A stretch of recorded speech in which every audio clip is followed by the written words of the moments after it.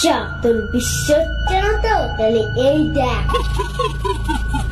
বল কেমন ভয় লাগলো? এ তো আমিও পারি, এই দেখ। এটা কোনো ব্যাপার? কে না পারে? তবে রে, এই টাকা মারলো।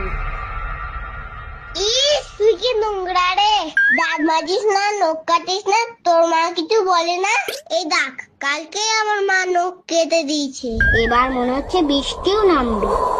এদিকে আমার ভয়ও লাগছে। এই না, গেছে ভূত। আমগুলো ধরতো, কি ভারী, আমি পাচ্ছি না ধরতে।